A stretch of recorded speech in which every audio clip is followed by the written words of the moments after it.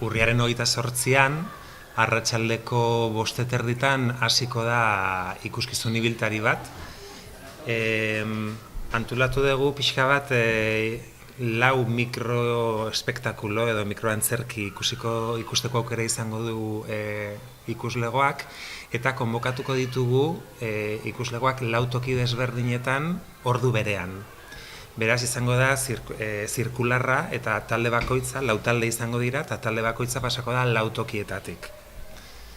Bai, orduan 4 toki hauek izango dira Berdura plaza, Udaletxe plaza edo plaza zarra, Trianguloa, eta gero izango da Paseo Berrian, garai batean lehenengo ikastola egon zen tokiaren ondoan. Hor txaleta batean zegoen ikastola, eta han plazatxo batean.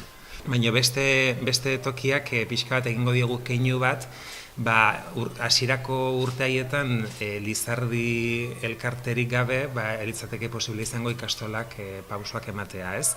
Orduan horri keinu bat eginez eta eskerrak emanez, Lizardi elkartearen ondoan, hau da, Berdura plazan egingo dugu han beste mikroespektakulo bat. Izango dira mikroespektakulo ditzen diogu, izango direlako 3-5 minutuko antzerkitxoak. Guzti hori bukatzen denean, 4 lekuetate bukatzean, talde guztiak bukatzen duten tokian bukatzen dutela, Sakramentinotara etorriko dira, eta Sakramentinoetan azken emanaldi bat egingo dugu, 41 minutu iraungo duena. Azkenian iritsi da eguna, elkartzeko eguna, eta horretarako afari bat antolatu dugu. Baina ez ikasle horientzako bakarrik, hori ere argitu behar dugu, naizta IOA guk printzipioz jarri, Laskoren ikastolako kide dienentzat, izan dienentzat, irikita egongo da, bai? Noiz izango da, azaroak 4ean Larunbata. Zerkausian izango da afaria, afari honek eukiko du berezitasun bat, ze pentsatu deu hainbeste jende eta hainbeste adin ezberdinetako hainbeste elkartuko gean leku batian muitzeko aukera eukitzia eta ingo deuzutik. Afaria 9 baldin bada ere, 7 plaza berrian elkartuko ginake.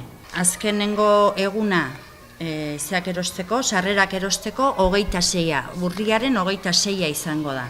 Eta karteletan, kalian jarriko ditugu, batzu ja jasoituzue WhatsAppen bidez edo Facebookan bidez, 20 euroko prezioa dauka, eta dauzkagu ikastolan, Sakramentinotan, Orbelan, Amaiurren, Karelan eta 66. Ikastolan bai hemen eta baita Usabalen ere.